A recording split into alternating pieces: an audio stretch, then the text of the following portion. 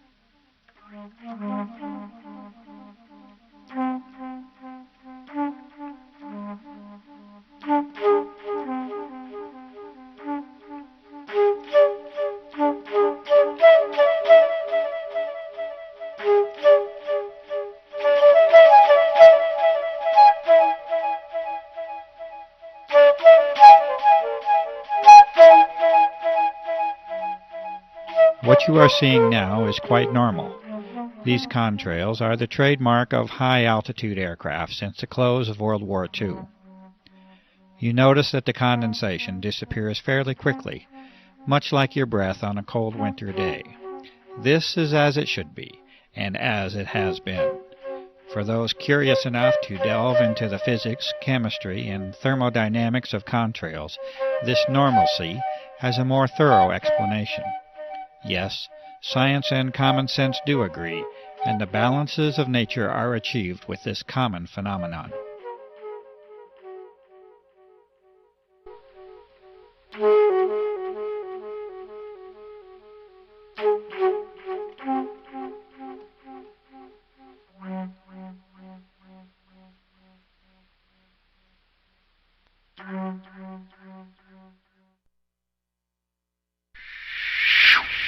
And now we must take a different turn, a turn to explore an unusual world that now surrounds us, and yet a world that many of us remain unaware of. The atmosphere of this planet has been changed, and you are now being introduced to one of the main causes of that change. The aircraft at the upper portion of the screen is leaving a normal contrail, and it vanishes as any trail of water vapor is expected to. But beneath it you see an aircraft emission that is stationary, thick, continuous, and persistent, and it must eventually be concluded that it is not primarily water vapor. The environmental conditions for each trail are not exceptionally different from one another, and yet the result and impact from each trail is entirely different. The only logical way this can occur is if the trails themselves are very different from one another, and indeed they are. The majority of the footage that you are now seeing has been filmed in the high desert regions of New Mexico. This is an arid environment with very low humidity levels. It is, in fact, a classic region for conventional contrail formation. Contrails themselves can and do form easily in a low humidity environment. In the past, the passing of a short-lived contrail in the high, clear desert sky was an innocuous and frequent occurrence. Cold and dry conditions, exactly those conditions that are normally found in the upper atmosphere, are extremely favorable to contrail formation. The humidity levels of the upper atmosphere are actually relatively low, and is one of the very reasons that most clouds occur in the middle of the troposphere, being the lower portion of our atmosphere up to an altitude of approximately 7 miles or so. As this examination of our atmosphere continues, we will be now required to consider 4 types of events or phenomena. In addition to the customary existence of clouds and contrails, we must now consider a new entry, that of the aerosol. An aerosol is a solid particle in suspension, either in a liquid or a gas, and in this case we are considering the atmosphere as the gas to study. The aerosols will manifest in 2 primary forms, as an aerosol emission from aircraft and as an aggregate or collection of aerosols in the atmosphere. A suitable term for this collection of aerosols is an aerosol bank. It is known now that the persistent trails that form the subject of this film are primarily solid in nature and origin, and that they are not predominantly water vapor. A brief explanation of cloud formation will help us to understand why this is so. Clouds, that is, normal clouds, require 2 fundamental elements to form, particles and moisture. Clouds are not suited to form in especially clean air. They require particulate matter, called condensation nuclei, that act as a base for water vapor to adhere to. The size of these nuclei, for the process to be effective, must be extremely small. The size of these nuclei are on the order of sub-micron. For comparison, a human hair is 60 to 100 microns thick, and an asbestos fiber is a couple of microns in thickness. The other essential component for normal clouds to form is a minimum level of humidity. From numerous sources, this minimum is on the order of 70% relative humidity. Notice that the requirements for cloud formation and contrail formation are already entirely different from one another. This is because they are entirely different phenomena based upon entirely different physical principles. Contrails can and should form readily in clean, cold, and dry air. Normal clouds, on the other hand, require higher moisture levels and a particulate or aerosol base from which to develop. The radical transformation of our sky as a direct result of aircraft activity now forces us to address an entirely new set of conditions. Aircraft are now repeatedly dispersing materials into the upper atmosphere at flight altitude, roughly from 35,000 to 40,000 feet. These materials expand rather than evaporate, and they usually transform into an unsightful haze that over the recent years has decreased our general visibility down to ground levels. One of the remarkable facts is that this commonly now occurs at very low levels of relative humidity, on the order of 30 to 40%, instead of the 70% or greater that is associated with cloud formation. And so we know now that these are not clouds in any conventional sense. They are indeed a unique and artificial creation that now crosses new thresholds in the atmospheric and geophysical sciences. There is one way that such a transformation can be made, and that is with the introduction of vast quantities of an extremely small, water-loving metallic salt at flight altitude. This transformation cannot be achieved with water vapor alone, and the emissions under examination are indeed not water vapor. They are solid, and they are well entrenched into your air supply. These important conclusions are at the very heart of the aerosol operations that are being disclosed here. These changes in the very atmosphere that we breathe have a fundamental impact upon the life of this planet, and these aerosol operations have many potential applications that reduce the sanctity of that life. These operations are being conducted. They are being conducted without your participation or your informed consent. They are affecting your life, the lives of those you know and love, and the very life of the planet itself.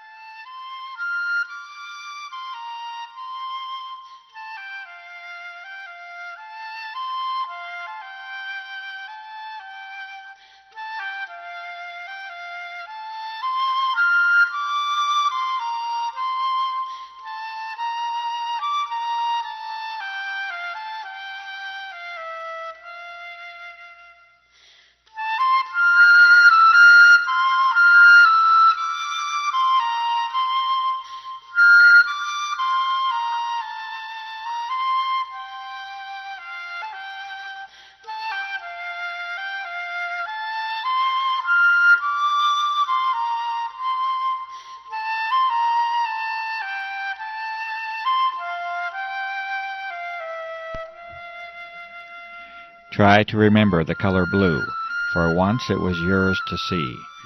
The blue sky is your birthright and a source for joy, and it remains at the very core of our existence.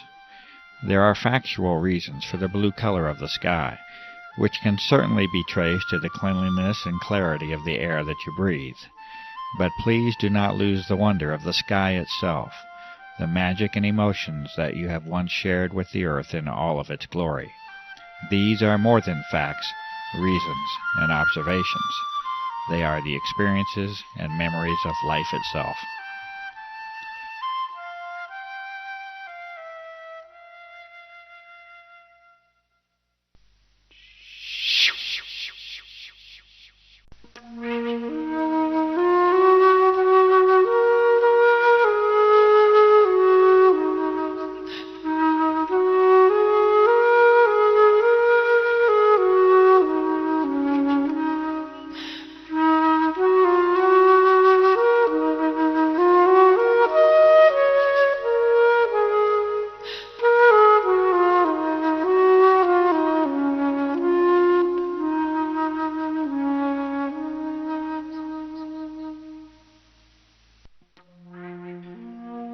You can no longer see blue now, at least not in the same way that many of us know and remember.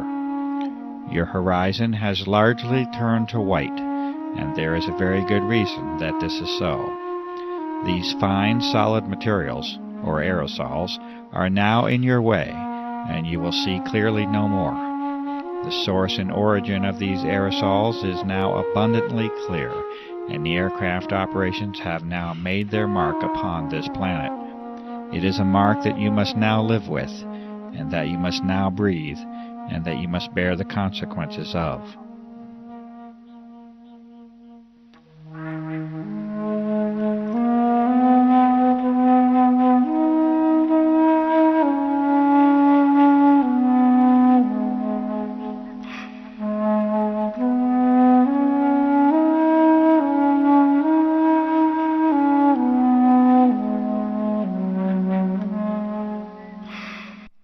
That is, unless we all become aware of the level of damage that has already been done, and unless we act together to reclaim our planet and its atmosphere.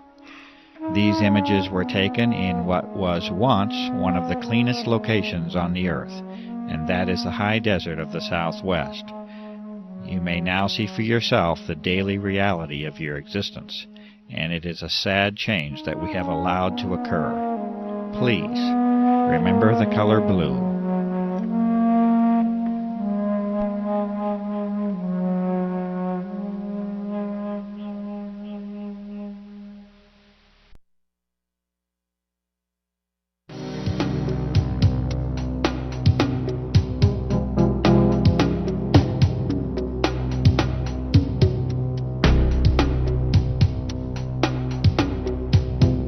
In the early part of 1999, A website under the name of www.carnicom.com was created to call attention to the unusual events and effects surrounding aircraft activity over the southwestern desert skies of the United States.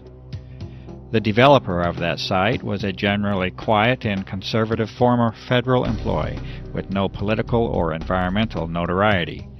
Within a matter of days, it was apparent that this site was immediately drawing attention from a broad host of high-level government and military agencies, defense contractors, research organizations, chemical and pharmaceutical companies, and health organizations. This interest was documented on this same site for a period of several months, by which time an obvious pattern of monitoring the developing research was apparent. Over the next few years, a glaring disparity had evolved. On one hand, a high level of monitoring of documentation, sampling methods, research, analysis, and disclosure efforts was now documented. On the other, a campaign of continuous dismissal of the significance of the issue and a refusal to investigate was conducted by those very same visitors. You are now seeing a small sample of these frequent visitors and monitoring agencies and companies, such as the Pentagon, multiple Air Force bases, the United States Senate, aircraft manufacturers, pharmaceutical and drug companies, national security, intelligence and emergency agencies, weapon and defense system contractors, research organizations, and the media. The United States Air Force is now on public record as declaring that the entire subject of this documentary is a hoax. This assertion was first made by Lieutenant Colonel Michael K. Gibson in August of 2000, when he stated that, quote, "The chemtrail hoax has been investigated and refuted by many established and accredited universities, scientific organizations, and major media publications." End quote. This assertion was later escalated when Colonel Walter M. Washabaugh in 2001 repeated verbatim the previous declaration. Colonel Washabaugh also did not opt to provide the detailed list of the refuting parties. Charles H. Taylor, North Carolina, from the House of Representatives, has stated in March of 2000, in a response to constituent concern, that he has been, quote, "informed by the Air Force that these chemtrails are nothing more than ordinary contrails," unquote. He also states that they pose no environmental hazard or risk to human health, and that we can be assured that he will continue to monitor this issue. Harold Halsness, from the Office of Secretary of Defense, and in response to a direct inquiry to former President of the United States, William Jefferson Clinton, in January of 2000, states that he is familiar with some of the reports on this issue, but that he finds them unsubstantiated by the facts. In addition, assurance is offered that there is certainly no cause for alarm. In the first of many responses from the United States Environmental Protection Agency, under the directive of Carol M. Browner, Administrator, it is acknowledged in December of 1999 that citizen concern is focused on whether or not aircraft may be involved in operations that release chemical or biological substances. The EPA responds that they are, quote, "unaware," unquote, of any such applications by such aircraft.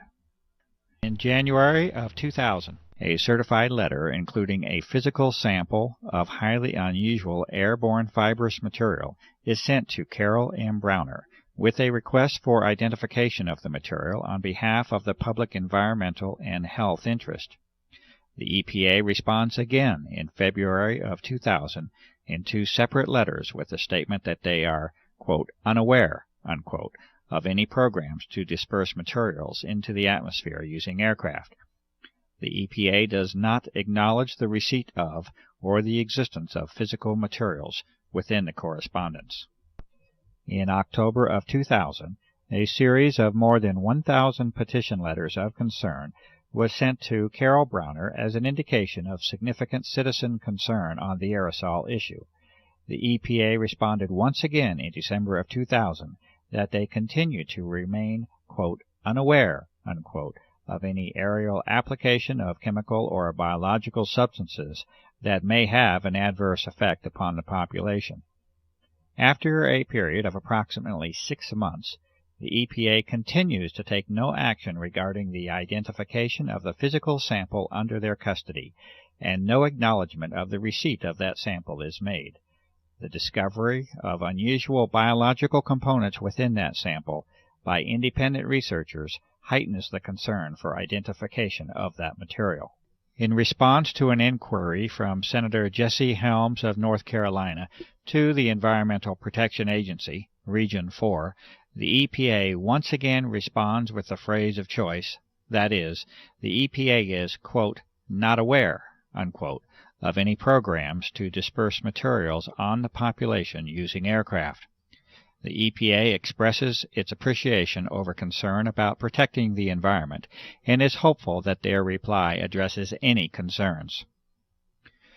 Greenpeace, an international environmental organization, when contacted regarding the aerosol issue, stated in September of 2000 that they are, quote, unable to comment, unquote, and that they do, quote, not have an official position, unquote, on the matter. In a separate correspondence, Greenpeace responded to a citizen that they are concerned about global environmental problems and that they do not have local chapters that can help with this particular situation. In October of 1999, Senator Jeff Bingaman of New Mexico replied to a concerned constituent that the Air Force has assured to him that what is being observed are simply normal aircraft contrails. It is further stated that although there may be the appearance of an aerosol operation, this is not the case. Senator Bingaman also informs the constituent that he will ensure that the Air Force will reassure people about this issue. United States Senator Richard Lugar replies to a constituent in July of 2000 that what is being observed is simply a normal contrail, as has been seen since the close of World War II. Furthermore, Senator Lugar states that the FAA, NOAA, the EPA, and academic professors have examined the claims only to find out that they have been made by disreputable sources and that upon challenge provide no evidence or data. Representative Mike Thompson of California replies in April of 2000 to a concerned individual that what is being reported and observed is simply a normal consequence of aircraft traffic and that there is no environmental hazard or risk to health. The State of New Mexico Environment Department in September of 1999 acknowledges a number of complaints received regarding aircraft activities over the skies of Santa Fe, New Mexico. The Environment Department declares that the, quote, data, unquote, does not suggest that any illegal or clandestine activity is occurring. A scientific document that discusses the nature of normal contrail formation is included within the reply to the New Mexico resident. The citizen is advised to keep the department abreast of any concerns. The Attorney General of New Mexico, Patricia Madrid, in November of 1999, also acknowledges multiple inquiries to her office regarding unusual aircraft operations. The Attorney General declares that there is, quote, substantial evidence, unquote, that the activity and contrails are well within the range of normal aerial activity. After issuing this notice, Patricia Madrid declines to respond to 2 personal visits made to her office by Clifford Carnicom, a concerned citizen, to discuss the aerosol issue. The Ohio Environmental Protection Agency responds to a citizen in November of 1999 by stating that they are, quote, unable to complete an investigation, unquote, and that they do appreciate the concern expressed by the citizen about the environment. The ABC News 2020 investigative journalism staff respond that, quote, unfortunately, unquote, a request for examination of the aerosol issue was not chosen, and that 2020 thanks the citizen for thinking of them and being in touch. And in June of 2001, 1.5 years after the original submission, the United States Environmental Protection Agency acknowledged the receipt of the unusual fibrous physical material. This acknowledgment followed a Freedom of Information inquiry on the topic submitted by a citizen. The EPA refused to identify this sample, stating that it, quote, was not the policy of this office of EPA to test or otherwise analyze any unsolicited samples of material or matter.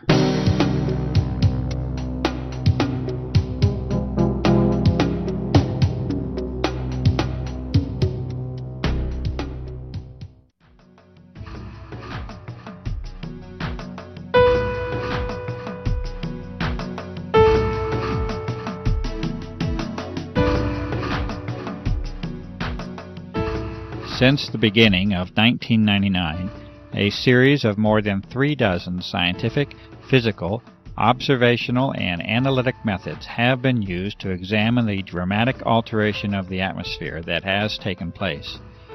These tests have been conducted with much labor, time, and expense. They have been conducted with very limited resources and equipment, much of it requiring original construction, development, or modification. What follows is a partial presentation of these sampling methods. The diversity and thoroughness of examination is apparent in the work that has now spanned more than 5 years. The officials and authorities have not attempted to replicate these testing methods, at least not publicly. They have not reacted to the results in any formal fashion, and they have not tangibly responded to the many calls for public inquiry and investigation that have been made. The methods and results of all testing procedures are available on the website www.carnicom.com, and this research represents a substantial body of information that may be helpful in interpreting the designs and motivations behind the aerosol operations. Essentially, the method is one of reverse engineering for a global covert operation, and there is no limit to the work that remains to be done. These findings, conducted for more than 5 years, are offered to the public. These studies begin with an examination of contrails themselves, a very common and ordinary phenomenon involving the freezing of water vapor into ice and their subsequent dissipation through evaporation and mixing. Meteorological studies of contrail formation and cloud formation have been made. Visibility standards and their reduction from a maximum of 40 to 10 miles have been called to attention. A study of pH, or of acid and alkalinity level, of rainfall has been conducted by a network of concerned citizens across the country. Highly unusual statistical results are present in the vast majority of these studies. Telephotos have been captured in the earlier phase of operations that directly show emissions from aircraft that are in complete defiance of any normal contrail formation. These unusual emissions are not a result of environmental conditions. They originate from the aircraft and can be shown in these cases to have no dependence upon even the engines of the aircraft. HEPA, or high-efficiency particulate air filters, have been used in various states to directly filter the outdoor air in repeated tests. Some of the materials found include the repeated presence of unusual filaments, a gel formation, crystals, and powders.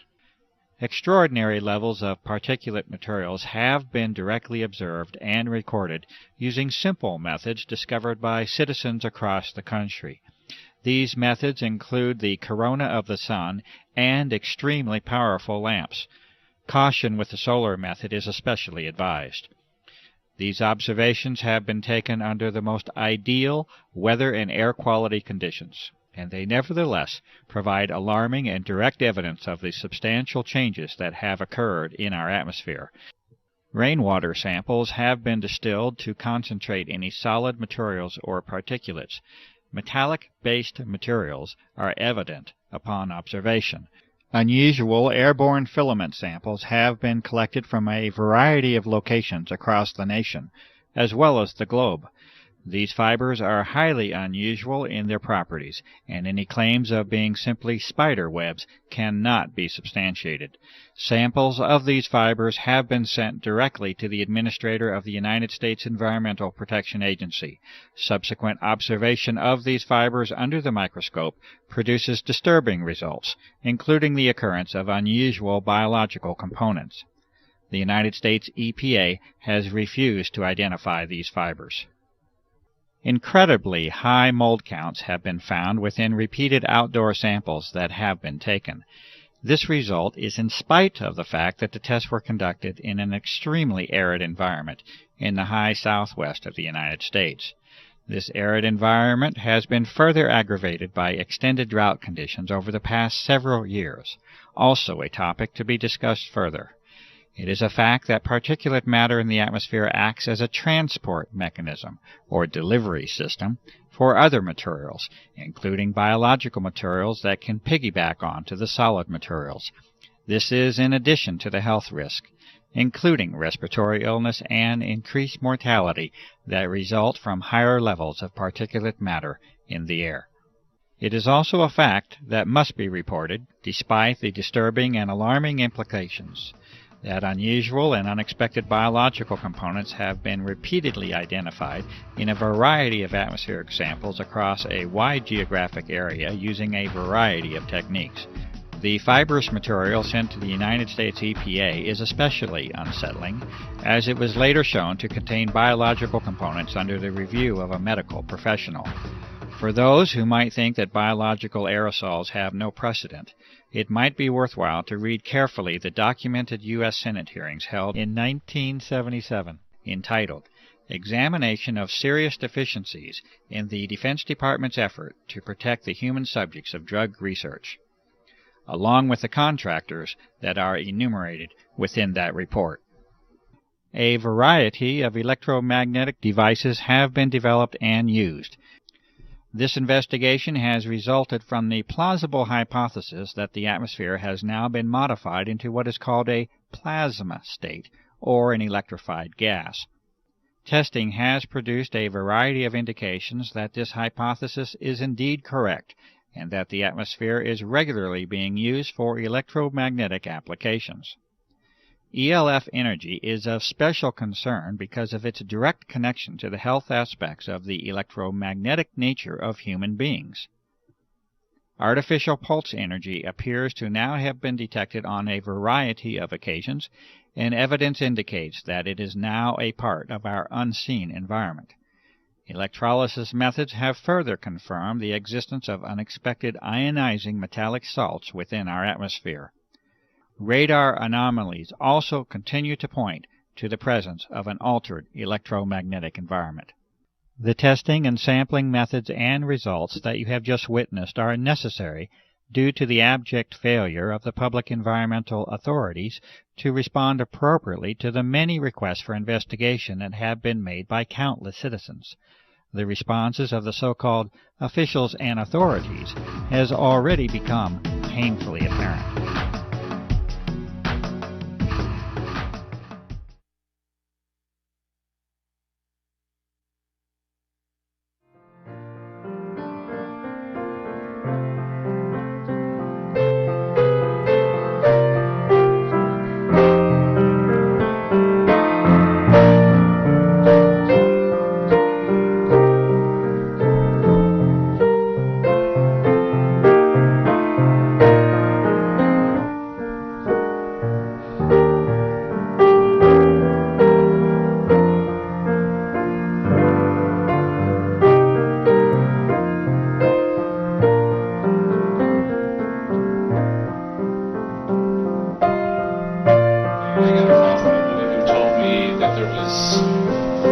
jet spraying stuff in the air. I went outside, I looked out, it was in the morning, and lo and behold, there was, what I thought were contrails, numerous jets spraying, probably 4 or 5 jets.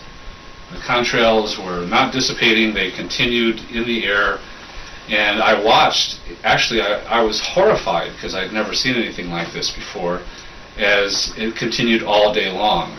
And the result was, within a couple hours, the entire sky was totally blotted out with this messy white haze. I started documenting after I discovered that nobody was paying attention, and that even people who would look up and acknowledge that they see the same thing, they weren't at all concerned about it. They didn't think that it was anything of importance. And when I moved to Santa Fe, one of the reasons I moved here was because of the sun and the beautiful sky that they had here. And I've been somebody who's always watched the sky. And the sky here was deep blue and beautiful, and it was something that gave me energy. It was just something that just elevated my spirit every time I saw it, no matter how bad my day was going. If I could get outside and see that beautiful sky and those big fluffy white clouds, everything was okay. And so I saw this being taken away, basically, and I didn't know what was going on, and I didn't know who was doing it or why it was being done, and I still don't know. But what I do know is that it is being done, and it wasn't natural. The jets would come. I know enough of, I have a degree in science. I have a doctorate in science, so I consider myself to be maybe not an expert in this particular thing, but I know how to look at things, and I know that that if you pass natural sunlight through a substance and it gives off a color, it usually identifies that substance. There's no two substances that give the same color in solution. So I knew that I was looking at something that was other than water, because that would have made what we know as a rainbow. It would have pretty evenly distributed bands of color all along the spectrum.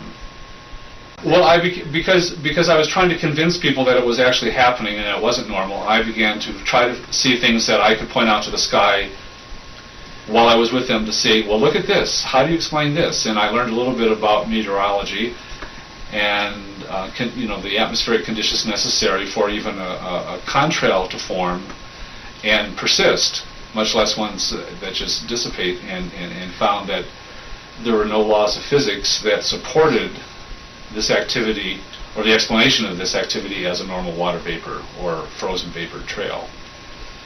And so I came up with things like, well, all of a sudden, the jet goes overhead, and in the same sky you'll see 2 or 3 jets passing overhead, and there's nothing. You can barely see the jets because they're so high up. And other jets come into an area, and all of a sudden the white trail starts all of a sudden coming out of the jet, and then it stops, and then it starts again. And I've seen a number of occasions where they just did dashes across the sky.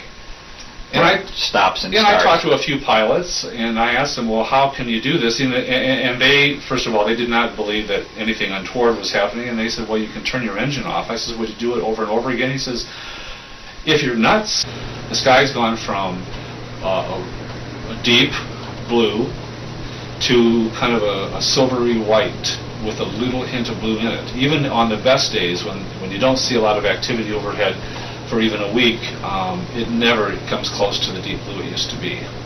And I started noticing, especially by March of '99, April of '99, people were becoming very, very ill. At the time I was working in a healthcare facility, and I was seeing a lot of upper respiratory disease happen. And over the years, I've watched more and more people come down with asthma, and you can hear it. You go into a supermarket and you find children, children that are 2 and 3 years old, and you can hear them wheezing. You can hear rails in their chest. I mean, this is very unusual. I still really do not know why this is happening. I mean, I've gone the spectrum. I've gone the spectrum from thinking, oh my God, they're trying to kill all of us, to maybe they are trying to protect us from cosmic radiation that may damage the planet, ultraviolet or X-ray radiation that's coming because the upper atmosphere has been rended in some way, has been torn in such a way as to let those things through. So I've been all the way from the most evil intent to the most beneficent. But in either case, I want to know. I wanted to know. I just want to know. I want someone in an official capacity to speak about it openly. Because whenever something happens, and like I said, it's I've learned an awful lot about human beings through this process. Because I insist that this is happening, that this is real, and that it's not normal. that there's something happening, there's something under the table going on that's not being talked about, and yet it's happening in broad daylight, visibly. It's affecting everybody. It's certainly, it's no longer the joy it used to be to go hiking in the mountains, to go outside to ride my bike. I've had more upper respiratory and lower respiratory and sinus infections and health problems in the last 5 years than I have in all my life combined. And so that's part of my concern, and also a lot of the people that I care about have been very ill. But in terms of, are they going to stop it because the public is concerned? Well, the public is going to have to get really, really concerned in a very, very big way. And the thing that, I mean, now that's a cynical view. A paranoid view is that, well, if the public does have a big outcry against this, well, we already know they can blatantly spray us with whatever the hell they please, and it could be, you know, they could put, you know, put us to sleep or something, you know, they could put something in, you know, some tranquilizers or something. We'd just be walking zombies. In a lot of ways, I think a lot of our population are walking zombies. I mean, the lack of, the general lack of the ability to think critically about anything outside of one's own personal life, safety, football games, is astounding to me. The hopeful view is that they're going to stop this at some point during my lifetime so that I can see blue skies again. And you know what? I've never ever had that feeling before until this started, that there's actually one thing I want to see before I die, and that is a really deep blue sky.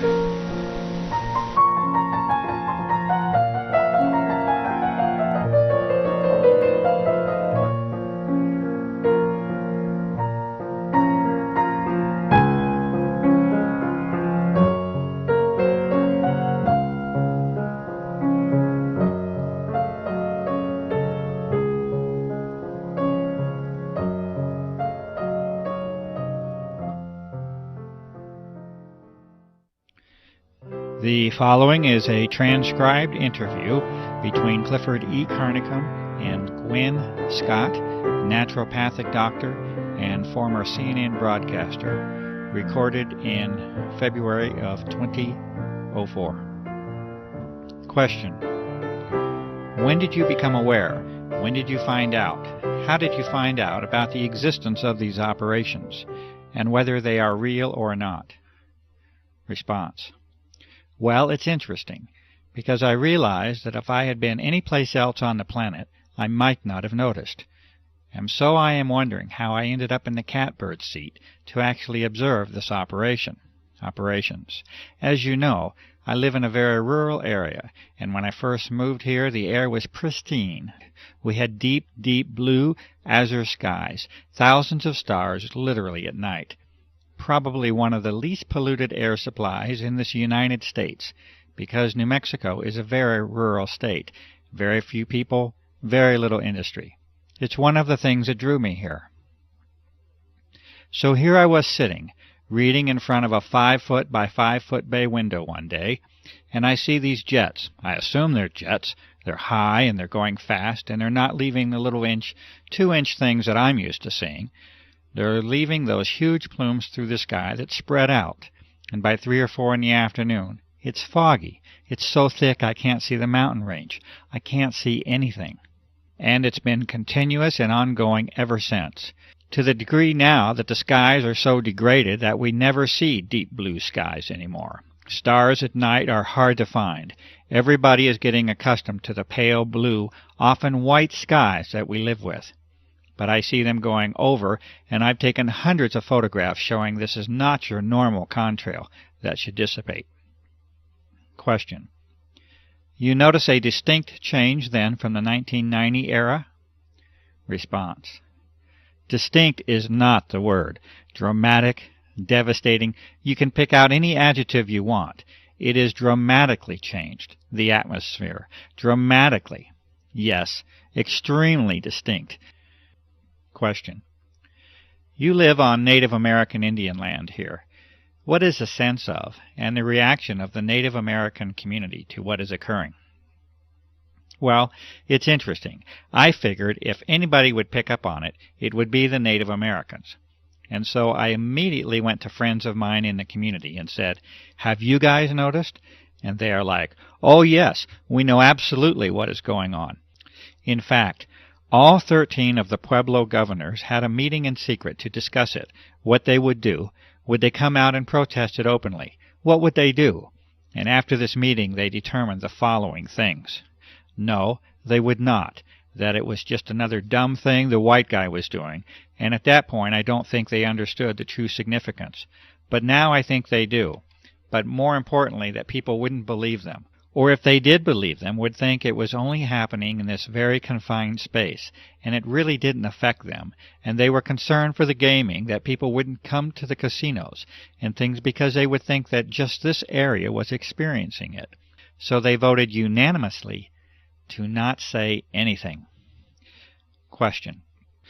So even the Native American community did not show the level of independence or the level of assertiveness to make this an issue? Response. It was heartbreaking to me. But they're a little more philosophical, too. One of the medicine people that's a friend said to me, "You know, this has been prophesized. We call it the death winds. We always thought that it would be nuclear fallout. But maybe this is the death winds." They have a very skeptical view anyway of what the white man's intentions are. Comment. And with good cause. Response. And with good cause, and with history behind it. So, and they've also lost every battle, basically, they have fought that way. But I think as more and more of them get sick, and they are, there is maybe a wider awakening that this is really, really serious. Question. You have a background in the world of journalism, and specifically broadcast journalism. Can you talk a little bit about that background? And also the relationship of the media to what is occurring, what has failed, what has worked, any efforts that you have made to motivate the media to involve themselves in this, to cover this issue. Response. Yes, well, you and I are friends now, so you know that I was in broadcasting for 30 years. I worked for all 3 affiliated networks, ABC, NBC, CBS, in many of the larger markets, and I culminated my career as an anchor at CNN and Headline News. So the medicine part of me was kind of going along as my passion, and so I made my living and had my career as a broadcaster, and any free time I had was spent studying the medicine, because that was where my true heart lay. So I have over the years a lot of really good contacts in some pretty high places in the media. But I would imagine pretty much everybody watching this will know there has been dramatic changes in the media. Who owns the media? The quality of human now being attracted into the media. In other words, why are they there?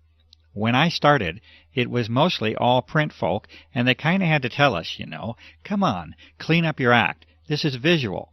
But people were coming from the old school of journalistic, afflict the comfortable, and comfort the afflicted. And you are the watchdog, and you go for that story, and you never accept the official version, and on and on and on.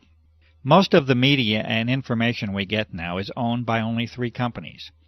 When they deregulated, the FCC deregulated, they allowed these huge, like AOL, Time Warner, to gobble up. So you've got these large entities controlling all the information, whether it's film, radio, okay. So the complexion has changed, and I would say the kind of person drawn into it, when it became a place where you could make a really good living, and people would go, "Oh, I know you, you're so-and-so." It drew people with different agendas. So you don't necessarily have the hardcore, old-fashioned, get the story. I don't care if my hair is a mess, I don't care if I'm dripping wet. There's a few out there still, but for the most part. So that's that. And yes, when this started, I called in every chip I ever had. I called a very good buddy at CNN, who really assigned most of the stories. He was very high, very interested. I sent him your website, a lot of your information. He was high, yay, yay, shut down, and I never did get an explanation.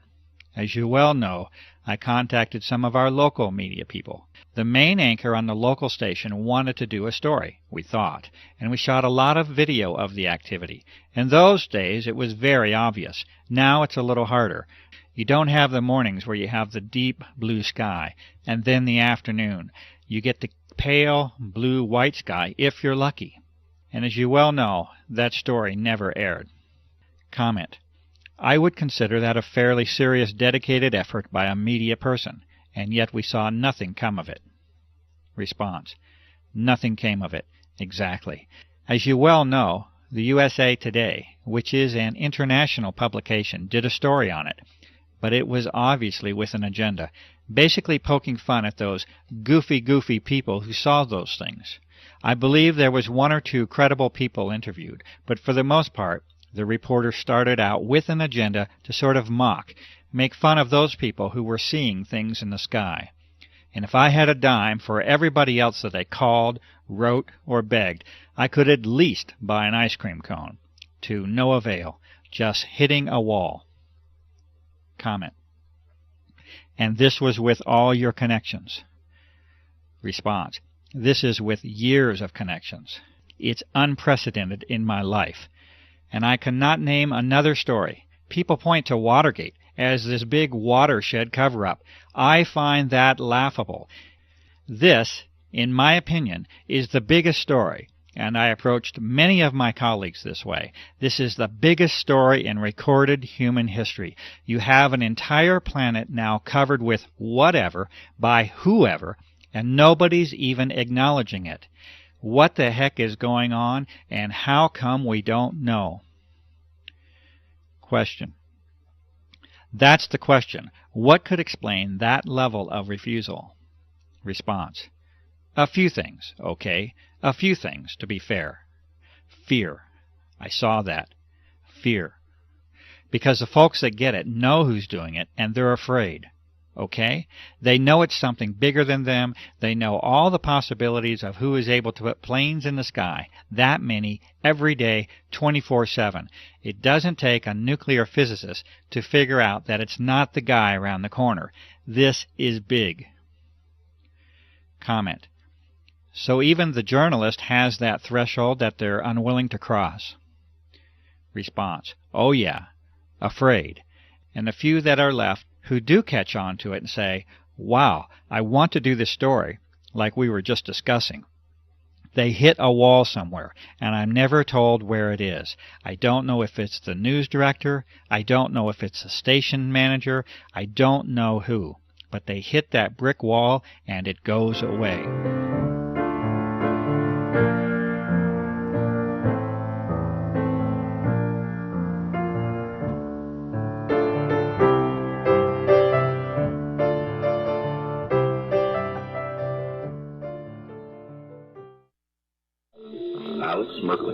Mysteries of the Mind. It is the world that has been pulled over your minds. As you know, I've been a pilot for over 40 years. I've been flying. I stopped counting my hours at 3,500 hours, which is a fair amount. I've owned 7 airplanes in my life. I have ratings all the way up to twin IFR. I am not jet rated, but you know, everything else but. Today, Clifford, when all of a sudden you see these trails in the sky in the morning when you wake up, and by late morning, early afternoon, the sky is totally overcast. It is not natural. The government and other people say, oh, well, that's a contrail, condensation, contrail that all planes do at a certain altitude. And I said, you don't know what you're talking about. Yes, there are contrails. Go back to World War II, we had contrails, but they didn't last. This was, you know, in those days it was condensation of moisture, and then it dissipates after, I don't know, maybe depending on the altitude, maybe a minute, maybe a little over a minute, but around a minute, and it's gone. These things last all day long, unless there's a strong wind and it blows out of the way. Now it's gotten so bad, and I talk to people, as you know, all over the world, and it's happening almost every country that I'm aware of in the world. We have listeners in at least 50 countries that we know of, and people are always reporting back. If we get into a discussion or times that you have been on the show before, people come back and just report incredible experiences.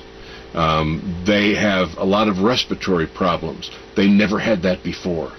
People are having a lot of sinus problems. They've never had that before. And it's always after they have been inundated with some of these sprays. You also asked about, how do people feel about it? They are extremely concerned because there seems to be something that is happening that is affecting them physically and in some cases even emotionally and psychologically. So there is a drastic change in what is happening around us in 5 years, 5.5 years. And people have never seen this or experienced this before.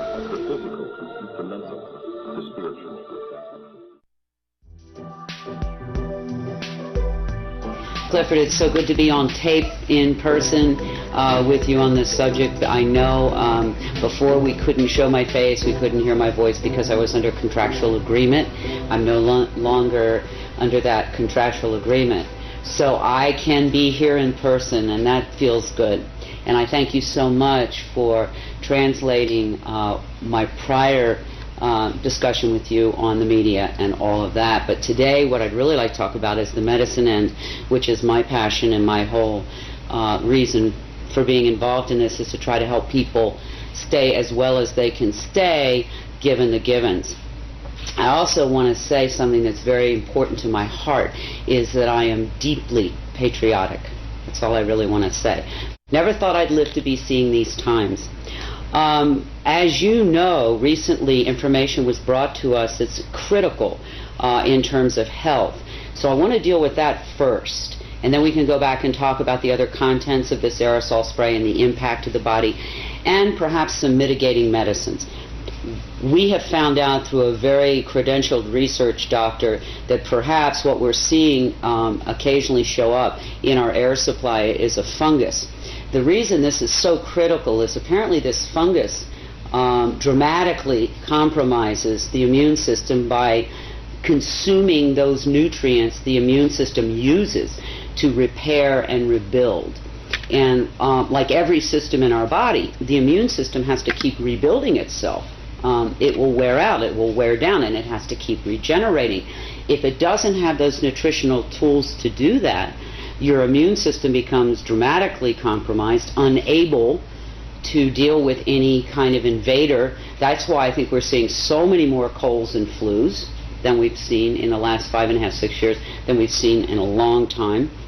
I know in my clients, these things are like epidemic.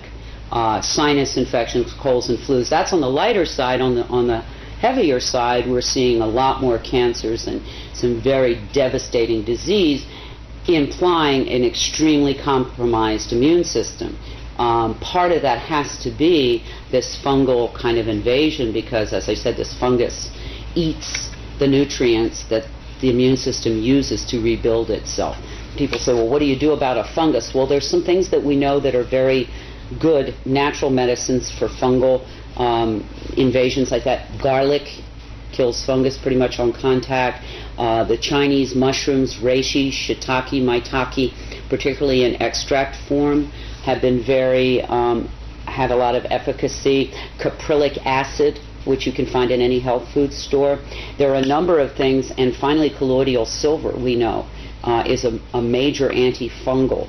So when people are looking at their bodies and saying, why am I always feeling kind of run down and tired, it may be we're being told now that this person is looking at the blood of many, many people, and in almost everyone this fungus shows up in their bloodstream. So that's something we can take care of. If it becomes something in the lungs, we can do the tea tree oil inhales. We also know that we're getting a lot of particulate heavy metals, all of which not good for the body. And I'd like to just quick run through them. Their potential damage to the body, but then also some mitigating medicines we can do. We know that there's some aluminum in this, and we also know that aluminum, unfortunately, can cross the blood-brain barrier. And we know through research it's been correlated to diseases like Alzheimer's. If not so extreme, certainly short-term memory loss. So, sad to say, the blood-brain barrier does not recognize aluminum as a toxin and lets it go through into the brain. The good news is, if you have enough what are called essential fatty acids in your system, your brain has the ability to take that metal, aluminum, and push it out of the brain into your hair. And I think that's why so many people who are getting hair analysis are seeing high concentrates of aluminum in their hair. It's the brain doing its job trying to get this toxin out. Some good essential fatty acids that you can consider are flaxseed oil, evening primrose oil, and most recently brought to me very profound is krill, K-R-I-L-L oil. It's a fish oil that's fairly pure. These essential fatty acids allow the brain to get rid of that aluminum. We also know that barium is part of the mix, and barium, besides being a carcinogenic, knocks pretty much all the potassium out of your body. And I'm seeing in my clients a lot of muscle weakness, a lot of heart palpitations, all related to either a complete loss of potassium or way too low level of potassium.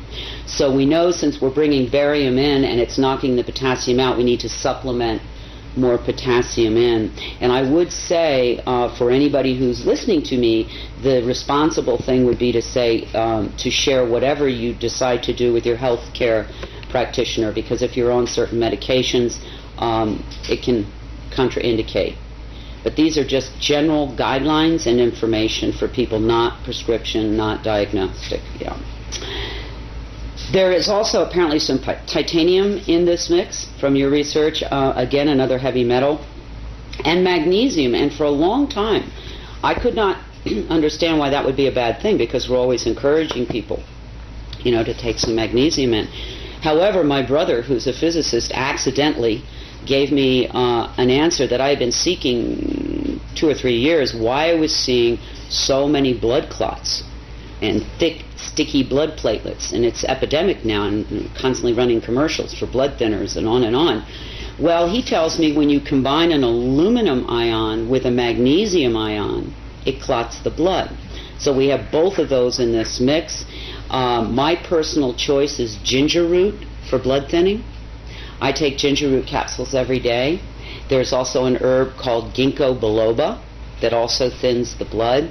But this is a very important cautionary. If anybody is on a pharmaceutical blood thinner, do not add in any of these other remedies, because you can get your blood so thin that if you cut yourself, your blood won't clot. So it's dangerous. So if you're on any pharmaceutical blood thinner, do not add in ginger root and ginkgo biloba and those kinds of things. But if you're not on a pharmaceutical, these are good natural things you may want to consider in terms of thinning the blood. And then there are I get this question all the time. People say, well, what can we do, to mitigate some of this? I mean, it's in every breath I take. That's something I think is hard for people to understand. This is not something previously I could say to people, please don't eat margarine. Please don't drink tap water. These things are not good for you. I cannot ask people not to breathe. But what I can say, there are things that you can do to mitigate the amounts of it that you're taking in. One thing that you well know I do is when I'm outdoors, I wear a mask. It's not comfortable. It looks silly. I get stares. But I have to tell you, since I've been doing that, I've noticed a big improvement in what kind of symptomology I've had to deal with.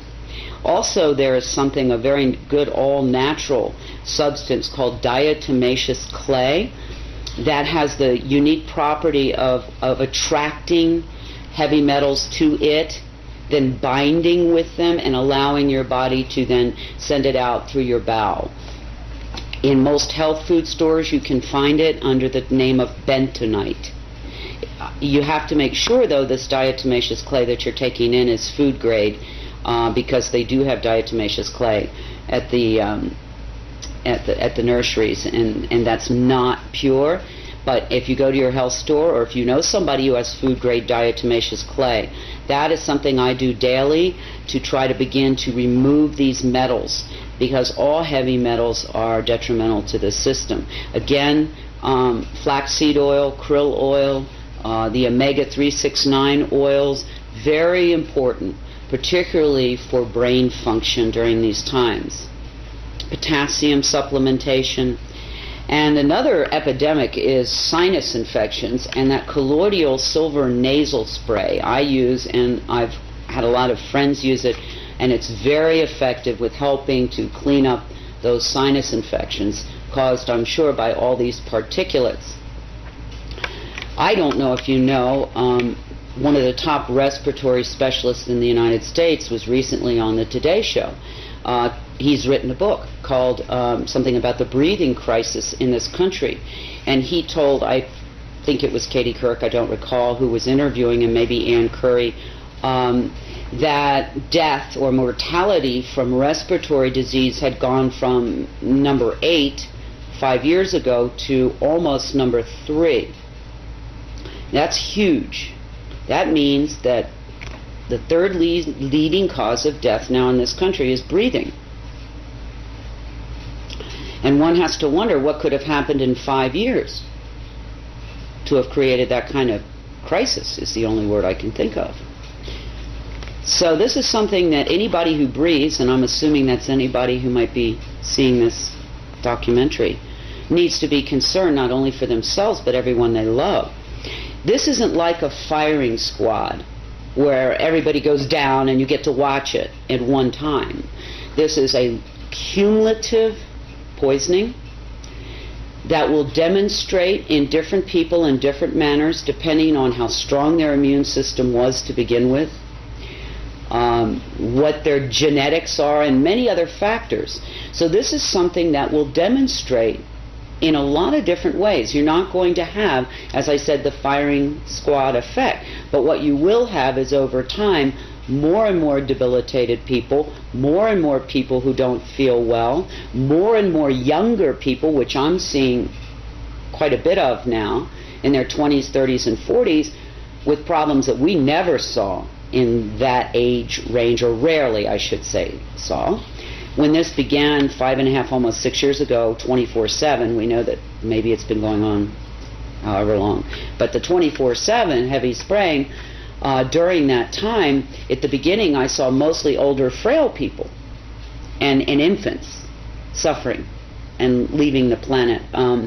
But now it's coming down the old chronological scale here. So we're dealing with people, teenagers, 20s, 30s, 40s, 50s, with a lot of debilitating problems. And I know in Albuquerque alone, 5-6 years ago, 6 to 8% of the children were diagnosed as asthmatic. Today, as of now, it's 70%. It's devastating. These are children. I would say to anybody listening, one of the first and most important things that you can do is start to eat your medicine. Get rid of the junk food, get rid of the empty food, get rid of the zapped food, and begin to eat, if you can, organic and free range. If you can, at least good, whole, pure food. Don't zap it in the microwave. That removes all the good digestive enzymes and many of the nutrients. So start with your diet, because your body is under an insult that it's probably never in the history of man, I don't think, seen before. And in order for you to stay healthy and those that you love, you've got to really begin to pay attention to what you're eating, the water that you're drinking.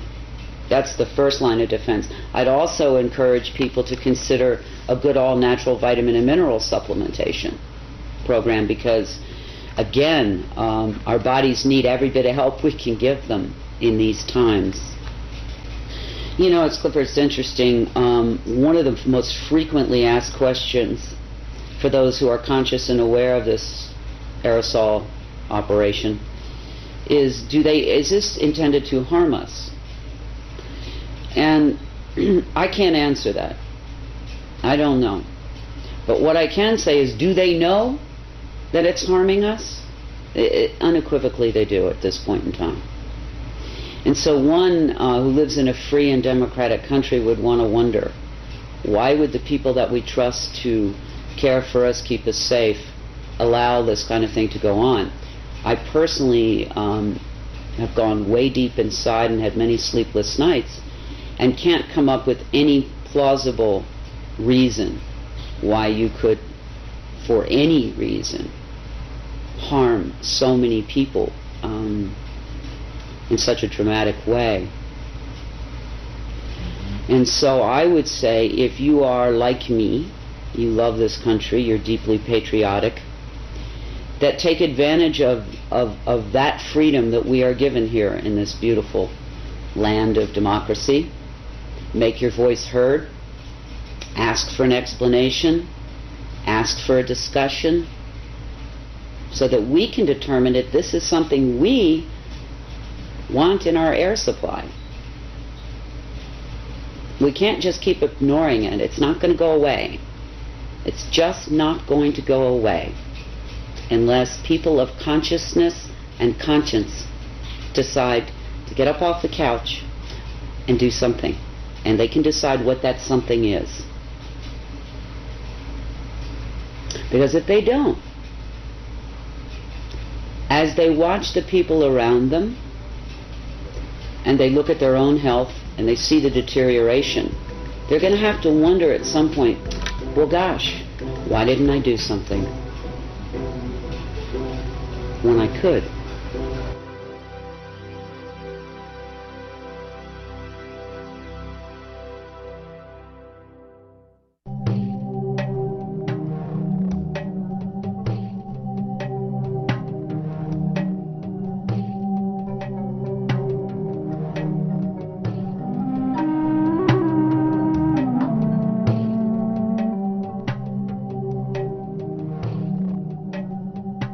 After confronting the reality of the changes that have been made to the planet, it is a natural question to ask, why? Why would anyone want to? And who would want to alter the very air that we all breathe? We may never know the true answers to these questions, as the evidence is now clear that the aerosol operations are a covert operation, an operation that is never to be openly discussed or disclosed using the traditional channels of a free and democratic society, an operation that will never ask for your consent or for your participation, and that will be conducted regardless of your concern. The answers, especially as to why, do not appear to be simple or restricted to a single purpose. The more that is understood about the nature and potential of the operations, the more complex the picture appears. What can be done, however, is to use the vast body of evidence that has been collected at a grassroots level to make interpretations that are at least consistent with this data.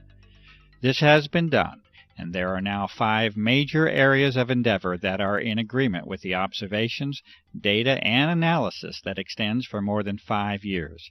These are: number 1, environmental engineering, modification, and control; 2, electromagnetic operations; 3, military operations; 4, biological operations; and 5, planetary and geophysical change itself. These areas are not mutually exclusive to one another. There is an overlap that can make it difficult to discern where one program may start and another end. It is quite possible that any, and indeed likely that many or all of these operations are being conducted concurrently. What can be done within this brief segment is to explain how and why these types of programs are consistent with the broad spectrum of evidence that is now available to examine. First, with respect to environmental engineering, modification, and control. The evidence now shows that the very physical nature of the atmosphere has been changed. The best information leads to the conclusion that a hygroscopic, or water-seeking salt, is a dominant component of the aerosols that have been introduced. It is also an observation that has been confirmed over and over, and this is that the operations frequently, if not usually, are conducted in advance of approaching moisture and storms. These salts have the usual effect of locking up that moisture with the solid particles, and to generally reduce the impact of, frequency of, and the amount of moisture that reaches the ground. This is one of the simplest interpretations that can be made that is supported by countless observations, and this is that the moisture levels of weather systems have been altered. It may be no coincidence whatsoever that drought is now commonplace and widespread, and that the moisture of the planet is becoming an increasingly precious and sought-after resource.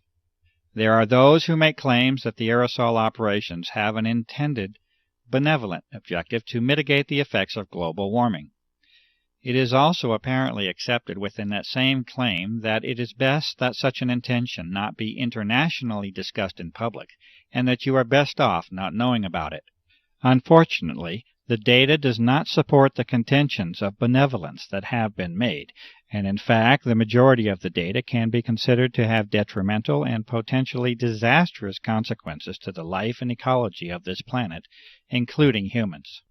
Furthermore, the vast majority of elements and substances under examination will actually increase the heat levels of the lower atmosphere rather than decrease it when they are placed into it.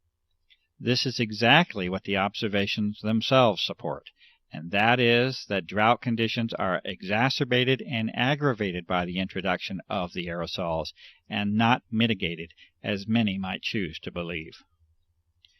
In addition, there are many more complicated aspects of environmental control that are possible with the use of conductive aerosols, including the modification of the electrical nature of the atmosphere as well as thermal instabilities induced by interactions with the magnetic field of the Earth. Storms depend upon the electrical exchanges that take place within the atmosphere. Lightning is the result of electrical imbalances that occur in the electrical fields between the Earth and the atmosphere, altering the collection and distribution of rainfall, interfering with the electrical exchange of energy and producing thermal or heat instabilities. All of these point to a very realistic assessment that environmental modification and control is likely a fundamental agenda within the aerosol operations. The United States Air Force has publicly disclosed a doctrine of owning the weather by 2025, and many have good reason to believe that such objectives have in part already been accomplished. This brief introduction to this topic only considers impacts upon the atmospheric shell, literally an eggshell of life that surrounds this planet.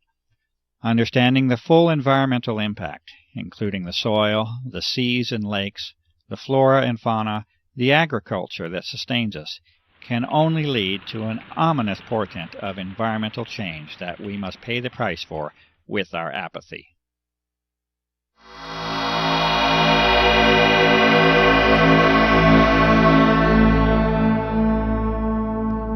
Not only are the moisture and heat characteristics of the atmosphere altered with the introduction of aerosols, but the electromagnetic properties have likely been changed as well. An ion is a charged electrical particle, and all of the data supports the claim that massive amounts of easily ionized particles are another important part of the grand geophysical picture. There are some elements that can actually become charged with the energy from ultraviolet light and even visible light in some cases. Barium is one such element that falls into this category. The implications of being able to modify the atmosphere electrically and magnetically are enormous, and a variety of physical methods that are used to transfer, manipulate, control, and propagate energy in that medium must then be considered. As an example of how a small change can produce a major effect, consider the following statement from Lancaster University in the United Kingdom on the topic of the ionosphere. Quote, "Although less than 1% of the upper atmosphere becomes ionized, the charged particles make the gas electrically conducting, which completely changes its characteristics. The ionosphere can carry electrical currents as well as reflect, deflect, and scatter radio waves." Unquote. What we see, therefore, is that a small change in the electrical properties of the atmosphere, be it the upper or now lower atmosphere, completely alters the way in which that shell around the Earth can be used. This concept introduces us to the topic of plasma physics, which may be more in the grasp of common understanding than might first be believed. Most of us are familiar with a neon or fluorescent light tube. This is a perfectly common example of what plasma physics is about. In that tube, there is an ionized gas, and energy can easily be sent through that tube to produce the effect of light in that case. A plasma is an electrically conductive gas. This means that there is a source of ions and electrons within that gas, and that these electrons can be used to carry current. We have seen that it takes very little change to produce a large change in the electrical properties of that gas, and the effectiveness of energy transfer and accumulation is governed primarily by the number of electrons that can be introduced into it. The term that describes this is electron density, and it becomes increasingly important in our understanding of the likely goals of the aerosol operations. Multiple measurements of atmospheric conductivity levels, extremely low frequency and very low frequency radiation, as well as magnetic variation, support the claims made that the basic electrical properties of our atmosphere have been changed. These two physical properties alone that have been mentioned, that of thermodynamic and electrodynamic change, have the prospect of changing our world so much that even the most conservative of environmentally aware individuals should be aware of the prospect for disturbance and damage. Changes in heat and energy are at the foundation of the life of this planet and all those who dwell upon it.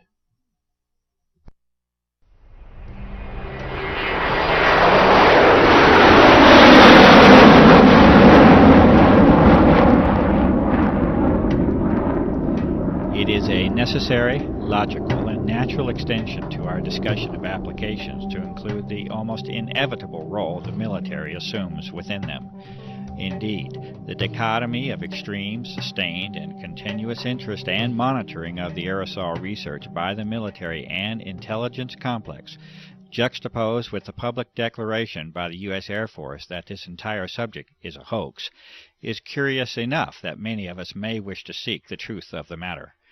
The most advanced military agencies, intelligence services, and defense contractors clearly have an interest in monitoring and controlling the level of discussion and disclosure on the aerosol issue. The tools of research and analysis must therefore be used at least in part to compensate for the lack of openness that now shrouds this democracy under the guise of national security. A glimpse into the military window has been achieved, and a central theme will eventually emerge, and that is of control. Control in the deepest and far-reaching sense that you may imagine. For when the atmosphere of the planet is controlled, life itself, in the end, is controlled. With a basic knowledge of plasma physics, that is, the physics of an energized gas or atmosphere, it is impossible to proceed further without at least a brief introduction to the HARP facility and technology. HARP, or High Active Auroral Research Program, is operated by the U.S. Air Force and is claimed to be simply a research facility. The stated purpose by the Air Force for the HARP project is that of a scientific endeavor aimed at studying the properties and behavior of the ionosphere, with particular emphasis on being able to understand and use it to enhance communications and surveillance systems for both civilian and defense purposes. It may be this, and then again, it may be more than simply a scientific endeavor. It may also be enlightening to consider United States Patent 4686605 by Bernard Eastlund in 1987 entitled, A Method and Apparatus for Altering a Region in the Earth's Atmosphere, Ionosphere, and/or Magnetosphere. There are many who have sensibly concluded that this patent essentially represents a blueprint for the HARP facility as it has been constructed.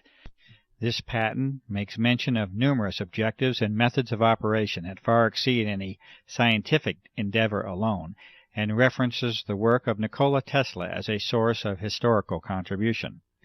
The amazing inventions and achievements of Tesla with respect to energy transfer and amplification, including the use of the atmosphere as a medium for sending energy from point A to point B, are well documented.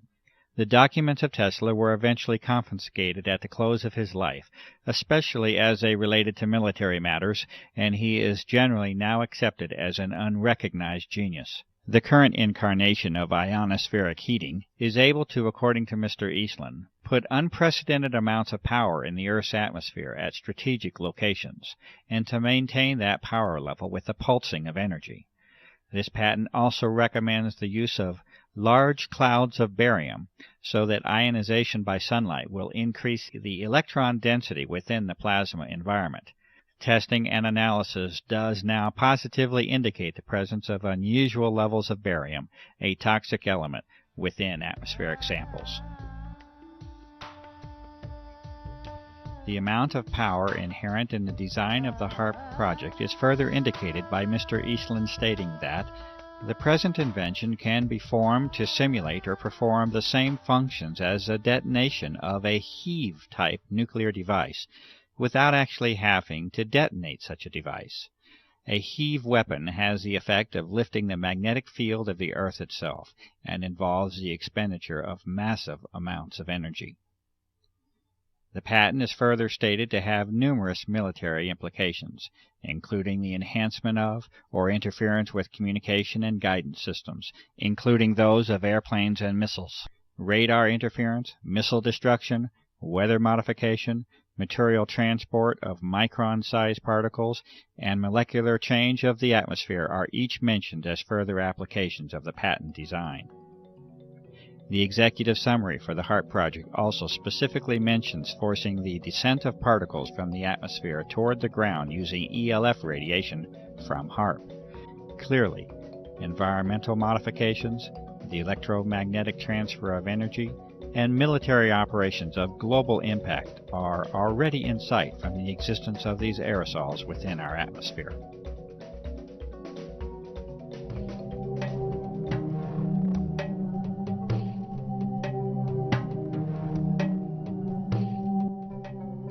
In 1977, the United States Senate held hearings on the subject of biological testing by the Department of Defense on human subjects without their informed consent. In the opening statement, Senator Kennedy identifies the key issue of the hearings, the known use of Americans as unwitting human subjects for open-air germ warfare testing conducted in the public domain by officials of our own government. Furthermore, he poses the critical question, should a democratic people cede to its government the full responsibility of determining when secret tests on unwitting subjects are necessary to protect the nation's security? It appears that this key issue was never truly addressed, and that, almost 30 years later, this responsibility is no longer a question that is even being posed to the public. It is a fact, however unpleasant and distressing the consideration may be, that biological components have been repeatedly identified in a series of tests of atmospheric samples over a period of several years. The U.S. Environmental Protection Agency has refused to identify physical material that has been demonstrated to contain biologicals of this same form. These components appear to involve the use of desiccation, freeze-drying, and aerosol distribution methods, exactly the same methods itemized within the private contractor listings of the Senate hearings. Evidence further indicates that extremely advanced biotechnical methods are likely to be a part of the development and delivery process. To date, no professional or public medical professionals have attempted to duplicate the test methods and results, and the evidence continues to be provided only through independent citizen activism. Acknowledgement and response to this evidence by all public officials remains lacking. There is currently no prospect of government hearings on the aerosol issue, and the reality of the evidence continues to be denied by public officials.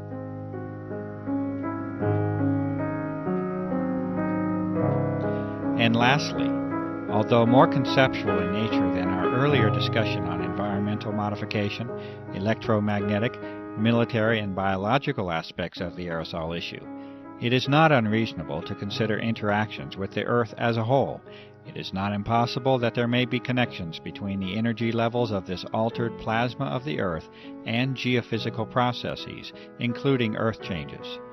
There has been increased attention in recent months by prestigious scientific organizations, mainstream media, and the Defense Department itself on dramatic Earth changes that are foreseen in the not-too-distant future. These discussions center on major climatic change and geophysical field changes, such as the magnetic field. Under disclosure is the likelihood that these changes occur much more rapidly than was previously supposed. It is at least a theoretical reality that a plasma sheath around the Earth can accumulate energy. This originates from the combination of increased electron density and low-frequency energy propagation. There are many questions that can be asked as to how and if this energy can be harnessed to affect the Earth. The many abnormal Earth changes already on the record during the recent years certainly offer a motive for examining the energy transfer between the Earth and the now altered atmosphere.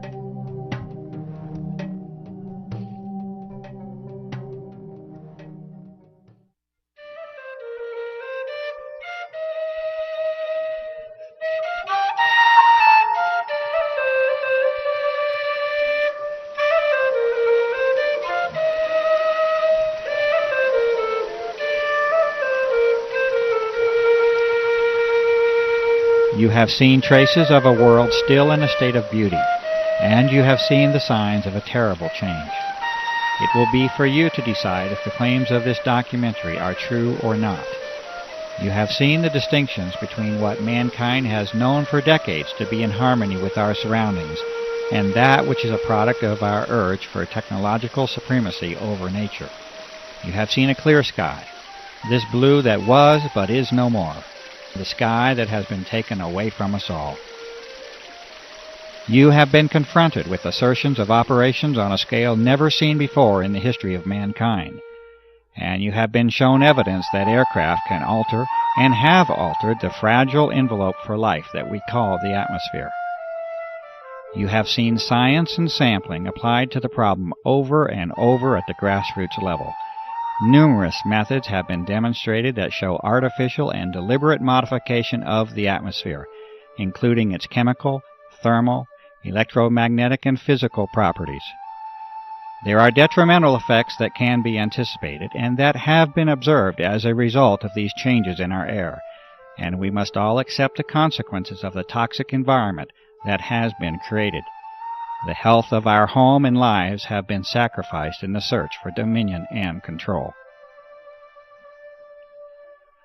You have witnessed a high level of interest in the subject of this documentary by the military branches at the highest level, the intelligence services, the chemical industry, research organizations, defense contractors, bioengineering firms, and the pharmaceutical complex. You have heard the responses of the public, government, and even environmental organizations in response to the innumerable requests by the public for investigation. These responses repeatedly revert to describing phenomena that are normal and commonly observed, while denying and dismissing the extraordinary observations that sensible and reasonable citizens have called attention to. There has been a sustained campaign to ridicule and discredit the cumulative efforts of years of research, activism, and devotion by countless individuals acting from the motive of concern for the health of this planet and its inhabitants. A free and democratic society, if it is to continue to exist, must be able to openly discuss the benefits of technological and military supremacy against the deleterious impact upon the environment that we as global citizens must share. Divine rights of humankind must assume their rightful place amongst the individual nation's right for military security and secrecy. You have heard the responses of only a few citizens and professionals who state their sensible concerns about the impact of the aerosol operations upon our environment and our health. The lack of time prevents the presentation of the awareness that is now known to be shared by a grassroots network that conservatively must include millions of people. The extent of this awareness across national boundaries is apparent, and this network is of global proportion. The control of media information by relatively few corporate interests appears to be a significant factor in the restriction of honest and open public discourse on the aerosol issue. The attempts at ridicule of this issue by the U.S. military establishment should also be evaluated as to intent and motive. You have been provided with an analysis of the potential agendas of the aerosol operations, the conduct of environmental, military, electromagnetic, biological, and geophysical operations are each consistent with the vast body of information and evidence that has been accumulated over a period of more than 5 years.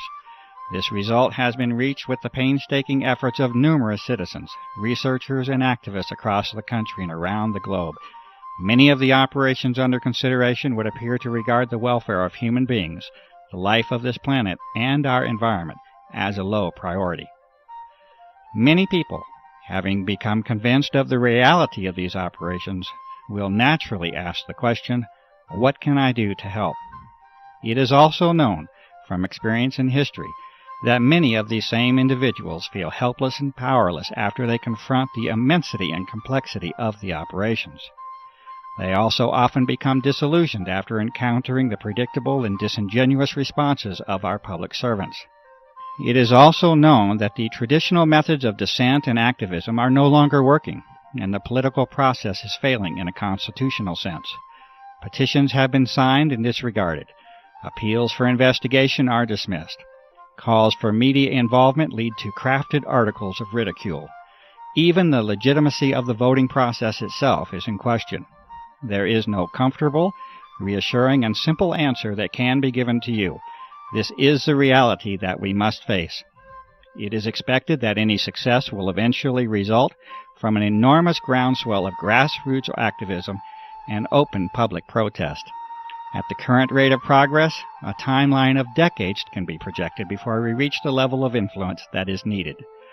The sober counter-reality is that the health of this planet is not likely to give us such a generous allowance of time. Our atmosphere is our lifeblood, and like the proverbial frog in the warming pot of water, we are acting obliviously to our own demise. You will have to use your talents and resources, your gift of life, to help this planet. The role of this researcher has been to give you the best information of what is believed to be the true nature of the aerosol operations. You will have to determine your role and exercise that role while you still have the opportunity to do so. If you are a professional, you must inquire into the ethics of your profession and answer the questions of public service that accompany it. If you are a citizen, you must participate. If you remain silent in the hope of preserving your freedom and security, you are almost certain to lose both. The doctor, the journalist, the scientist, the lawyer, the politician, the environmentalist, the activist, the author, the filmmaker, the fundraiser, the organizer. You must all assume your roles openly, publicly, and quickly to offer any real hope for our survival. I make this appeal to you. This documentary is a not-for-profit venture. It has been made with an appeal to you personally in mind. It may be freely copied in its entirety and distributed. No individual is permitted to distribute this documentary with a profit motive. It has been created for the benefit of the public. Please help us to restore and regain the world that you know can exist.